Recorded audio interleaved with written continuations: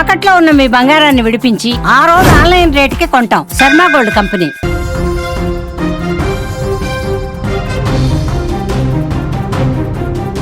పొగ త్రాగటం ఆరోగ్యానికి హానికరం, ప్రాణాంతకం. సిగరెట్ ప్యాకెట్ల మీద, సినిమా తెరల మీద మనం నిత్యం చూసే ఈ హెచ్చరికను చాలామంది తేలిగ్గా తీసుకుంటారు. కానీ ఆ అలవాటే, ఆ వ్యసనమే ఒక నిండు ప్రాణం బూడిద చేసింది. పడుకున్న మంచమే చితిగా మారిపోయింది.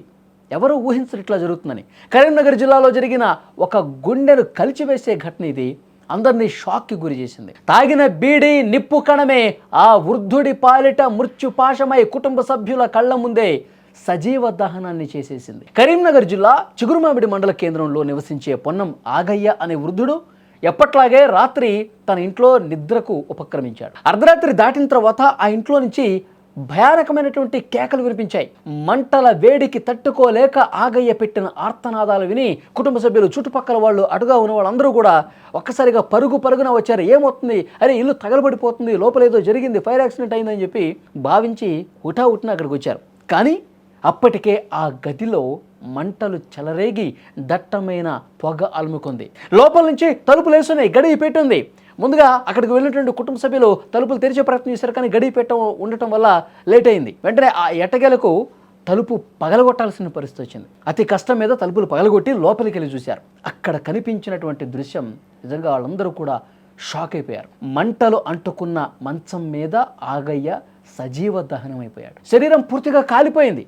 నిద్రపోయే ముందు బీడీ తాగాడు ఆగయ్య. అతను చేసినటువంటి తప్పేది. నిద్రపోయే సమయంలో మంచం మీద పడుకొని బీడీ తాగి ఆ బీడీ ముక్క దానికి నిప్పు ఉండగానే సరిగా ఆర్పకుండా అతను అదేవిధంగా నిద్రలోకి జారుకున్నాడు. మంచం మీదే ఉండిపోయింది సగం కాలినటువంటి బీడీ.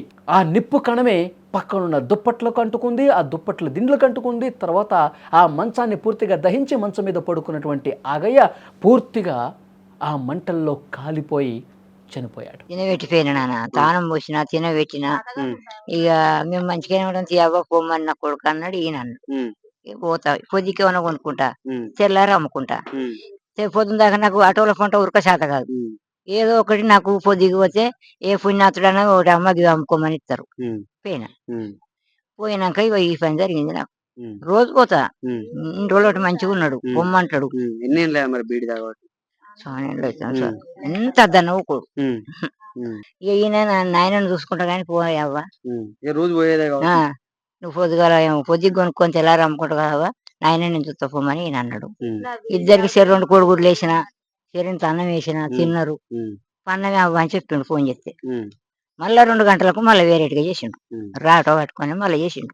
చూసారుగా, చిన్న తప్పు, చిన్న నిర్లక్ష్యం ప్రాణాల్ని దహించేసింది. చేసినటువంటి తప్పు నిర్లక్ష్యంగా సగం కాలిన తర్వాత బీడీ పూర్తిగా అది బయటపడాడు. అసలు బీడీలు సిగరెట్లు తాగటం అనే అలవాటే మంచిది కాదు, ఆరోగ్యం చెడిపోతుంది. సిగరెట్ ప్యాకెట్ల మీద ఉంటుంది, కానీ దాన్ని మానలేని వాళ్ళు సిగరెట్లు, బీడీలు, చుట్టలు ఇవన్నీ తాగుతూ ఉంటారు. ఇక్కడ ఆగయ్య చేసిన తప్పు ఏంటంటే బయటే తాగేసి పడేసి ఉంటే అతని ప్రాణాలు మిగిలిండేవి. కానీ అతను ఇంటి లోపలికి వచ్చి తాగుతూ, ఇంట్లో తాగుతూ, పడుకునేటప్పుడు తాగుతూ, సగం తాగిన తర్వాత నిద్రలో జారుకున్నాక ఆ సగం కాలిన బీడి మంచం మీద పడిపోవటం వల్ల ఆ నిప్పు, ఆ దుప్పట్లన్నీ ఏ విధంగా ఉంటాయి, చాలా సెన్సిటివ్గా ఉంటాయి. ఒక్కసారి నిప్పు రవ్వ అంటుకుంటే దుప్పట్లన్నీ కూడా కాలిపోతాయి. ఆ మంచంతో పాటు, ఆ దుప్పట్లతో పాటు అతను కూడా కాలిపోయినటువంటి పరిస్థితి. కానీ మంటలు అంటుకున్న తర్వాత అతను లేవలేకపోయాడు, బయటకు రాలేకపోయాడు.